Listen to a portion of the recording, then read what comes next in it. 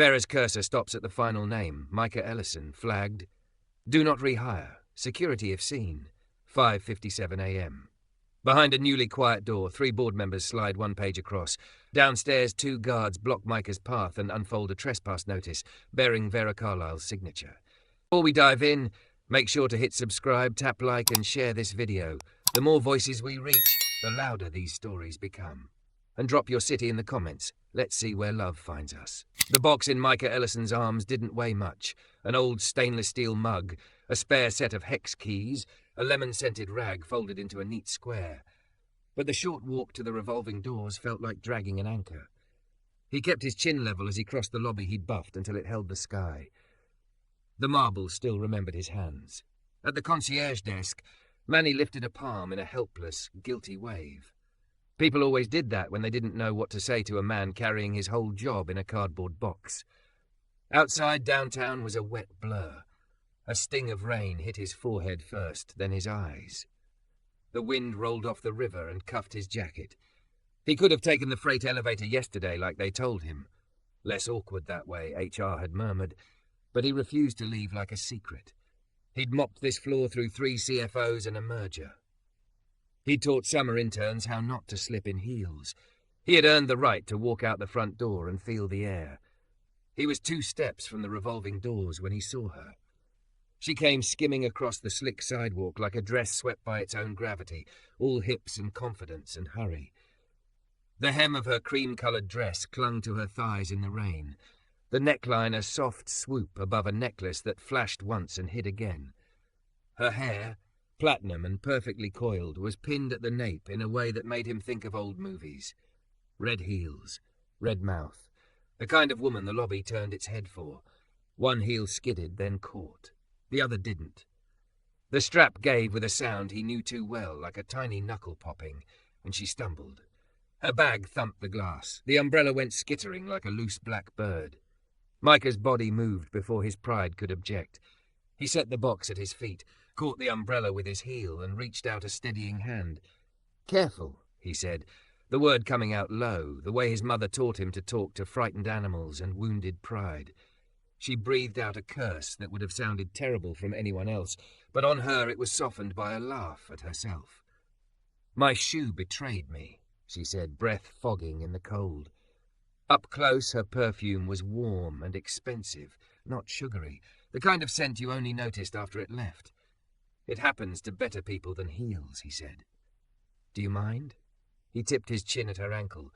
She glanced at the rain, the watching lobby, her own frustration in the glass panel. "If you can fix this in less than 2 minutes, I will name my firstborn after you." "Let's try for 90 seconds, he said, and dropped to one knee. The world went narrow, rain drumming the awning, taxi lights smearing into gold commas, the slick chill of granite through his knee. The strap had snapped at the screw. He'd seen 100 of these. Heels were proud, but the hardware was shy. He pulled the lemon rag from his jacket pocket, folded it twice, and set the heel back into his cupped palm. His fingers were gentle. People thought janitors only handled mess, but they handled balance more than anything. Doors that wouldn't sit straight, drawers that caught, faucets that screamed. Shoes were just a different kind of hinge. He took his multi-tool from the box, the one he bought himself when the company stopped ordering tools that fit living hands. The screw was still there, just backed out and sulking. He cleaned the tiny threads, dabbed them with the oil that smelled like the lobby on Monday mornings, and eased the metal tongue into the strap. Tightened, tested. Tightened again until the leather and the hardware were speaking the same language. He used the dull side of the tool to press a loose flap back into place and smoothed it with the lemon rag until the scuff disappeared like a lie you never told. Her calf trembled once from holding the pose, and he steadied her with a touch that said, "I've got you, not I own you." He remembered, with a sudden ache, his mother on Sunday mornings, kneeling to fix the hem of his shirt with 3 quick stitches before church. "Dignity's a stitch," she used to say. "You put it in for yourself and it holds for other people too."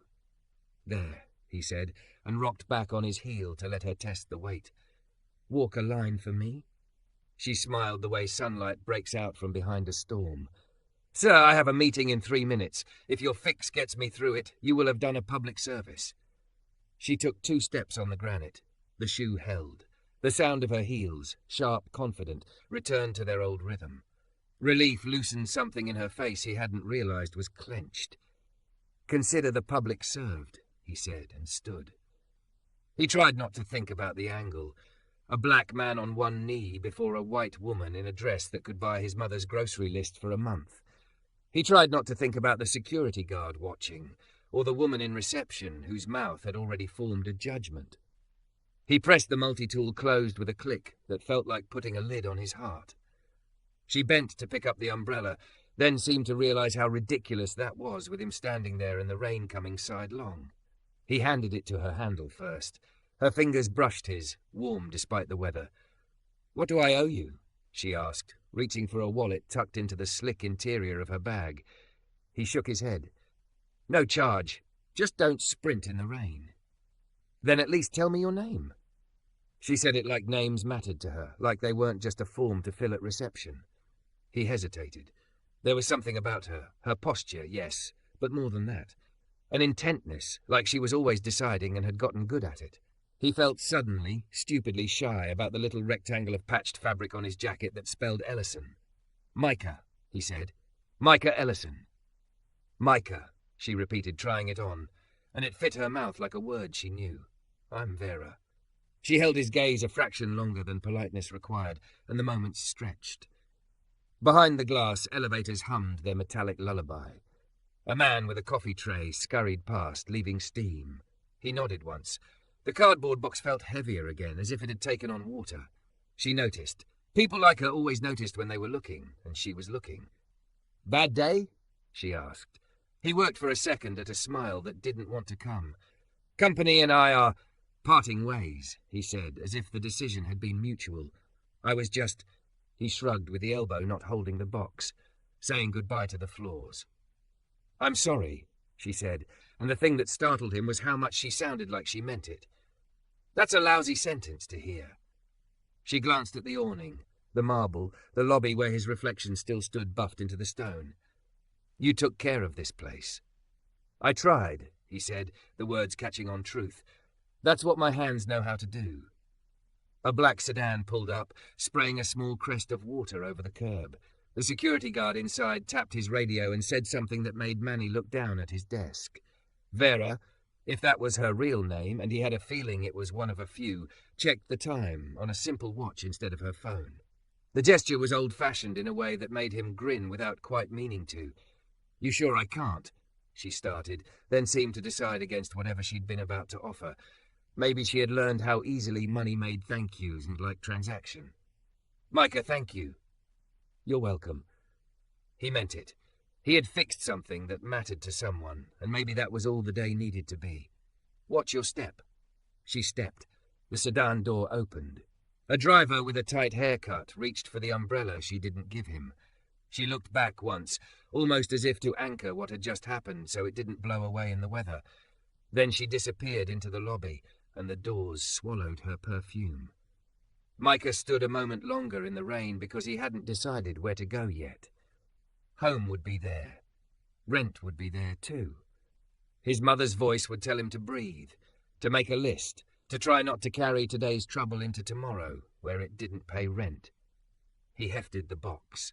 The lemon rag slid against the cardboard, and the scent came up warm and clean. He wiped a raindrop off the corner like it mattered. Inside, Vera tilted her head just enough for the lobby to reveal what it always revealed to those who paid attention. The brass directory etched into the wall, the one Micah had polished until the letters looked wet. She glanced at it the way some people check a mirror. Under Aldridge & Co. Holdings, the last line caught the light. Chief Executive Officer, Veronica, Vera Carlisle. Her mouth tightened for a heartbeat, not vanity, not shock, something more private.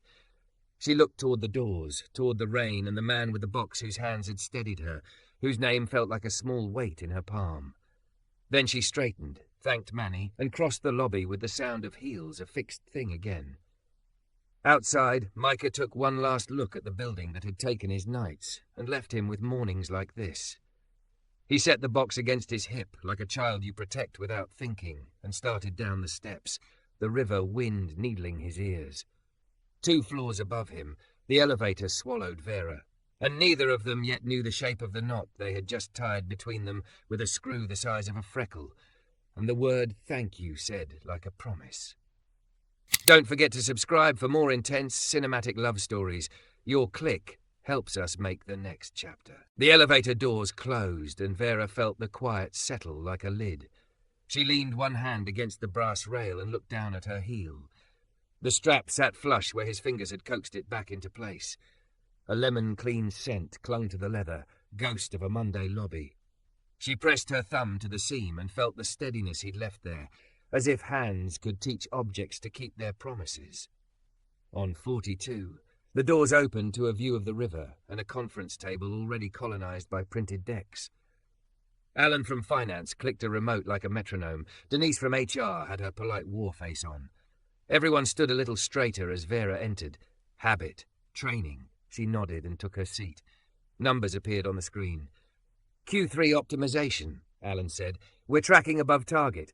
Vendor consolidation and custodial automation accounted for 2.3 million in savings. Custodial automation?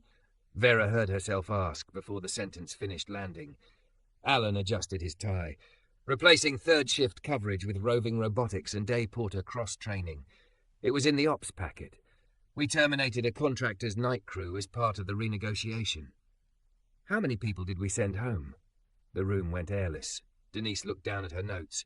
37 across properties, 8 in this building. She tried a brisk smile. Severance paid by vendor per contract. We offered resume support to direct hires impacted by the right sizing. Vera kept her eyes on the slide so she wouldn't show the flinch. Her signature was on the policy, inked 2 weeks ago between a budget call and a board dinner. Show me the names. We can compile, Denise said quickly. We don't usually. Names, Vera repeated, quieter. In the window's reflection, she saw the line of her mouth and didn't recognize it. They moved on, or pretended to.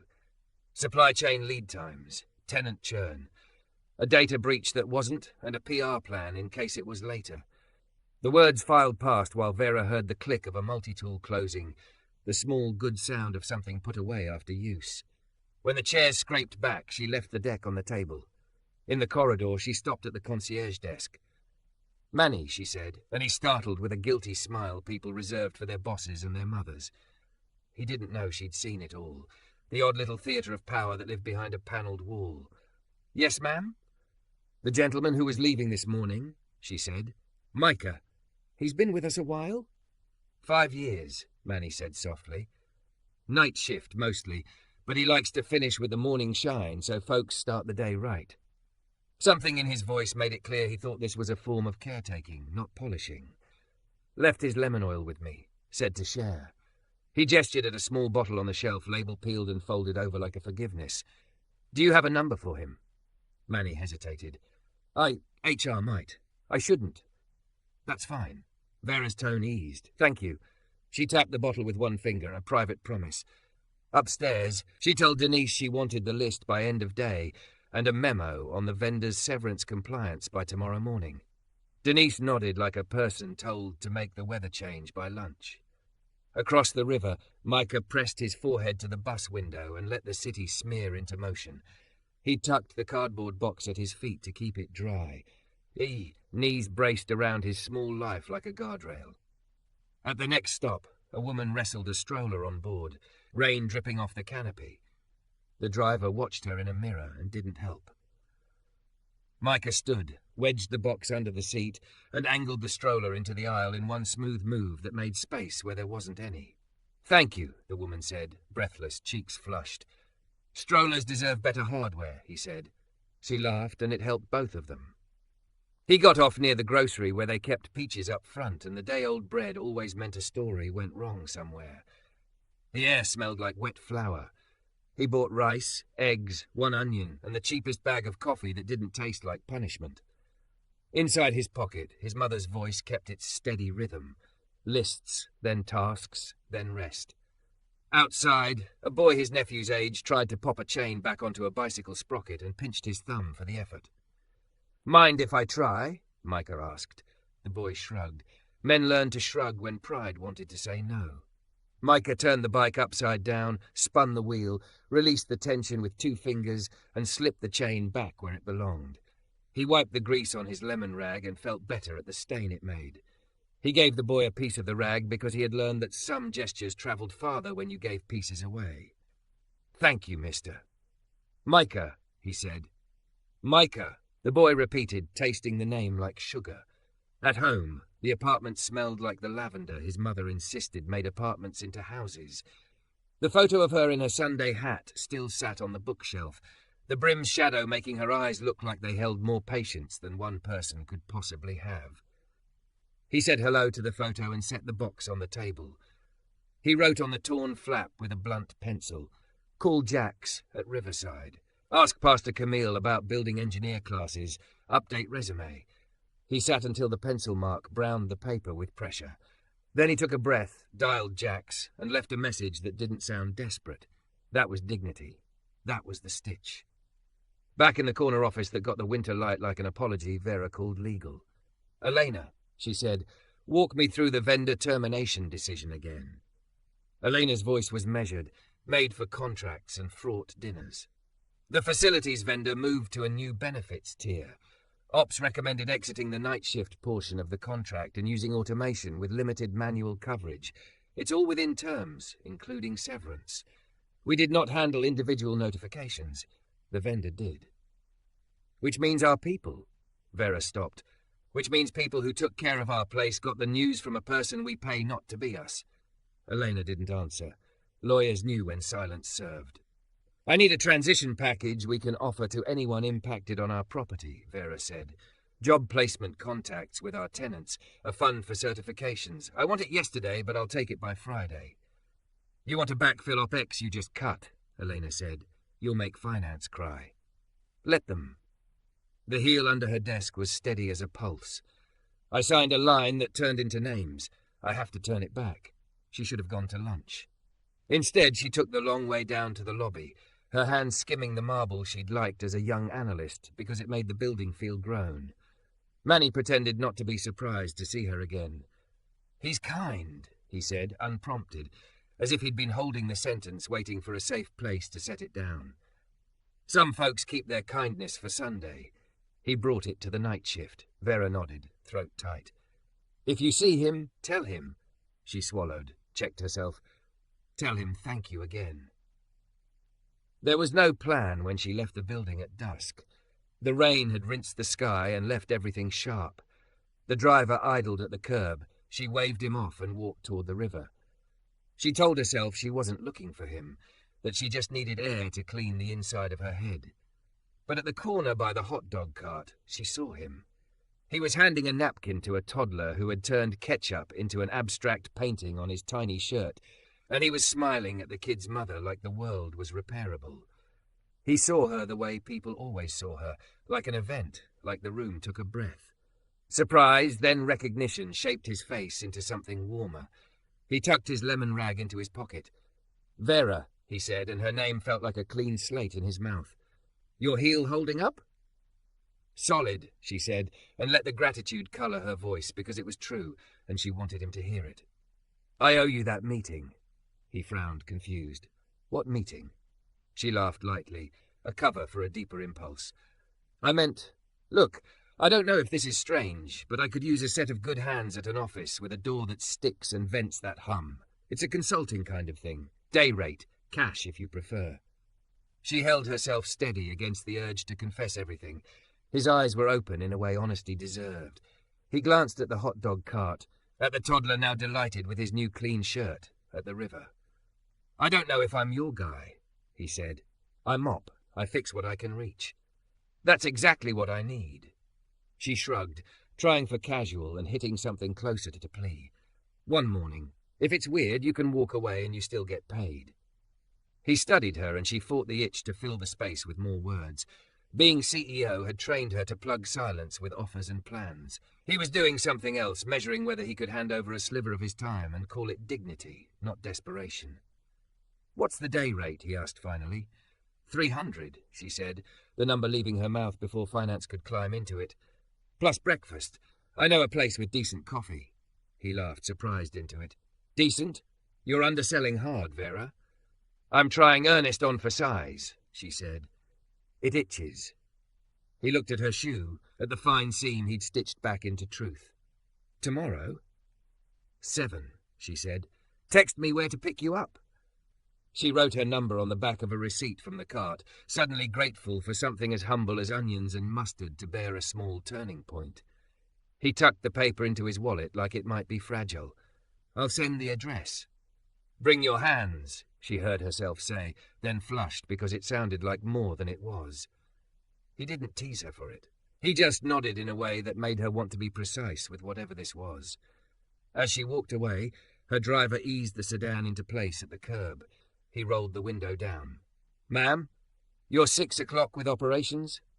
"Reschedule," she said, eyes still on Micah's back as he bent to speak to the toddler at eye level, as if tiny people deserved grown-up respect. "Tell them I've got a door to fix." She didn't know how to fix all the doors she'd closed with a pen. But tomorrow morning, one hinge at a time, she was going to start. Micah texted as the sedan pulled away, an address on a block she hadn't walked in years. She saved the number under his name, and on impulse added a lemon emoji. He wouldn't know what it meant. It was enough that she did. At 6:58 the next morning, Micah stood on the curb with his toolbox and a thermos that had known better coffee. He'd shaved because it made him feel like the day respected him back. The street was waking up, bus brakes sighing, a kid practicing crossover dribbles with a flattened ball, a woman in a head wrap coaxing a plant onto a sunny sill. He rubbed the lemon rag between his fingers and watched for a car he couldn't picture. The sedan that pulled up was the same one from yesterday, elegant without shouting. Vera stepped out before the driver could circle around. She wore dark jeans and a cream sweater that curved with her, red flats swapping out the drama of yesterday's heels.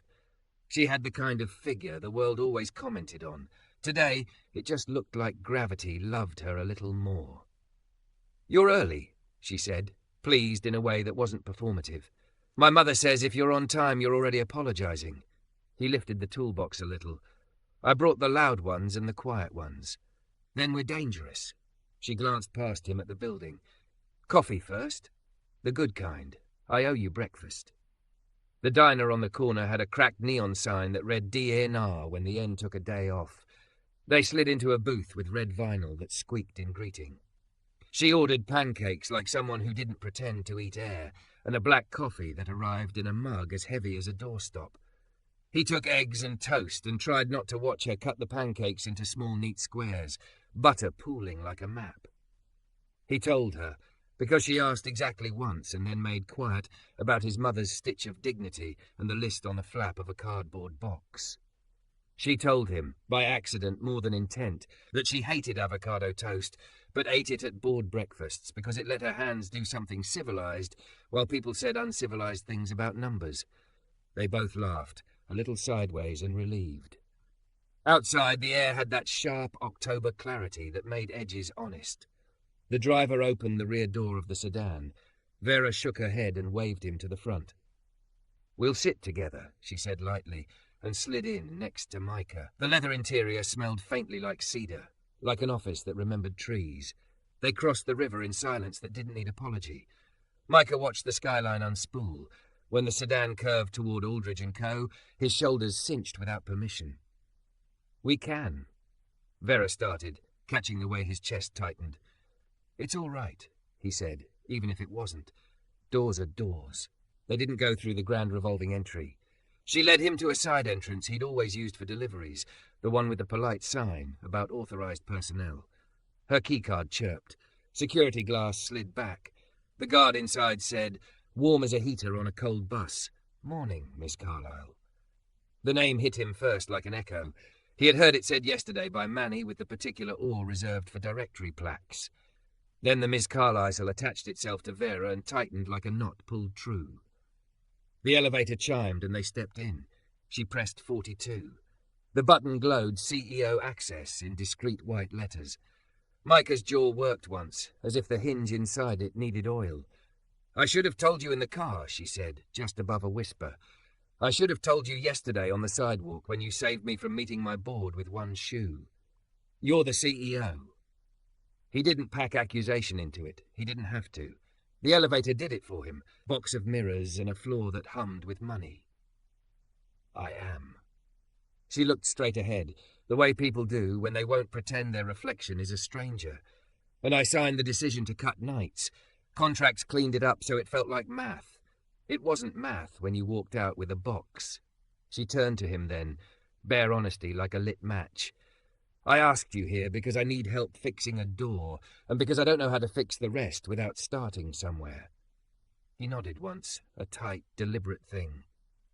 We start with hinges, he said. We see if the frame's true. If the frame's a lie, no door holds long. On 42, the hall opened into winter light and the conference table where yesterday's decks still sat askew. She led him to her office. The door looked fine until you tried to close it. Then it moaned and caught half an inch from the jamb, proud of its refusal to be tamed. He ran his palm along the edge, feeling for the swell of wood where humidity had told it could be bigger. He took a square from his box, checked the reveal, and hummed under his breath. A habit from childhood, something like a prayer with no words. You hum, she said.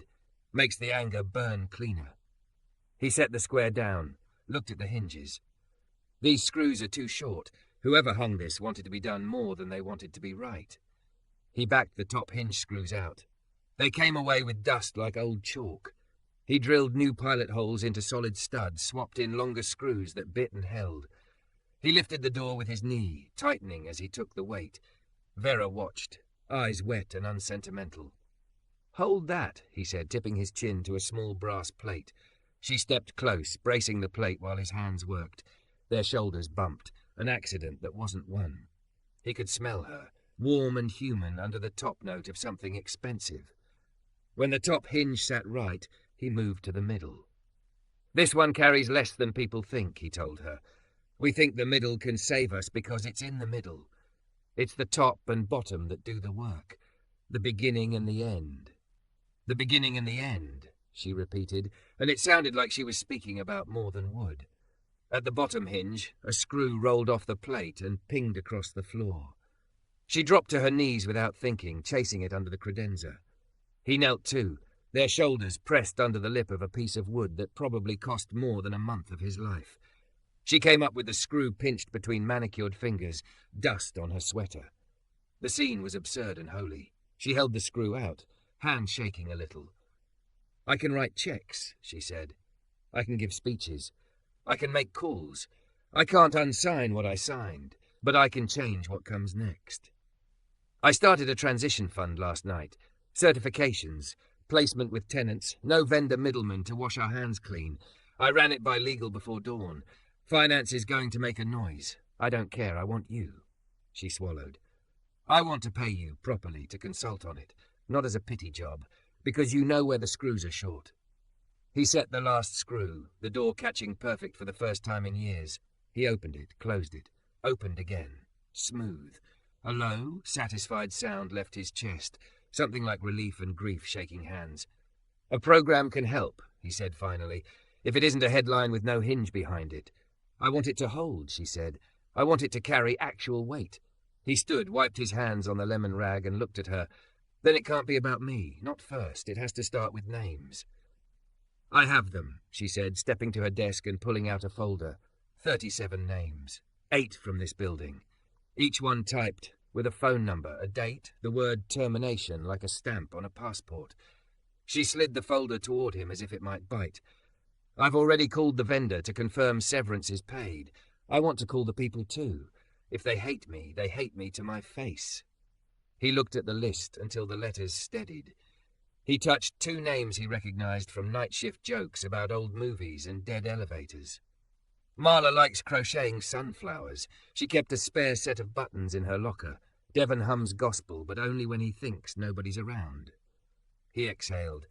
I can help you build something that respects who they are, but I won't be your apology. I'm not a headline either.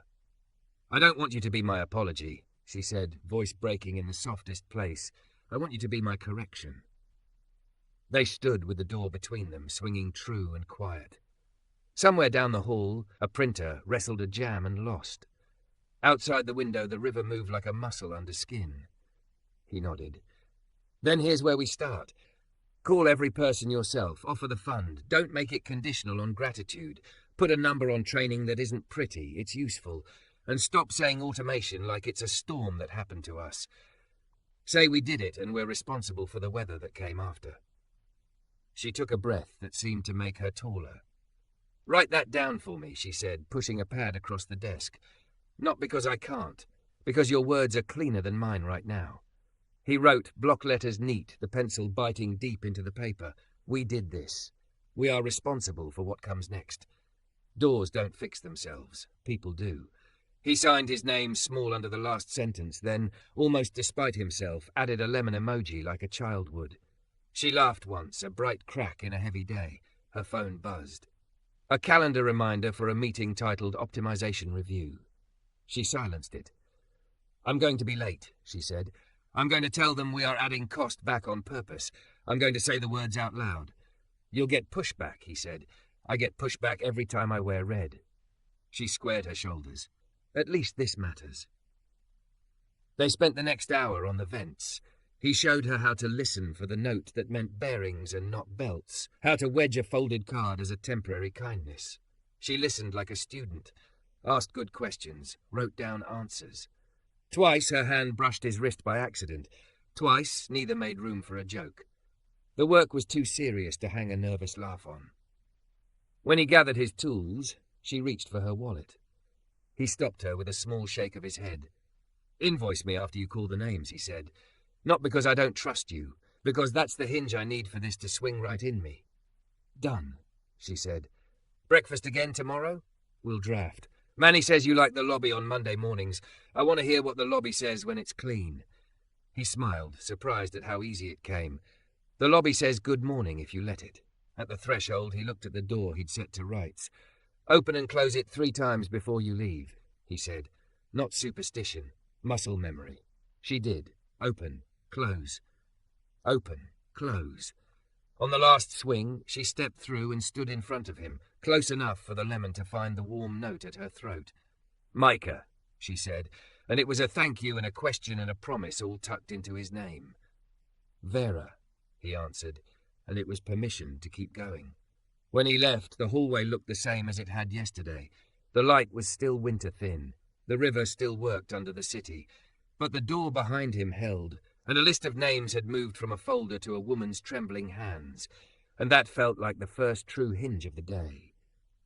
On the sidewalk, he texted his mother's old number out of habit and got the usual soft error. Message not delivered. He smiled anyway, lifted his face to the weak sun and whispered for the woman in the Sunday hat, We're starting at the frame, Ma. Upstairs, Vera picked up the phone and dialed the first name on the list. Her voice wavered on hello and steadied on, I'm sorry, and held on. Here's what we're going to do next. On the 10th call, the door swung quietly behind her, and for the first time since she signed her title, she felt like a person earning it.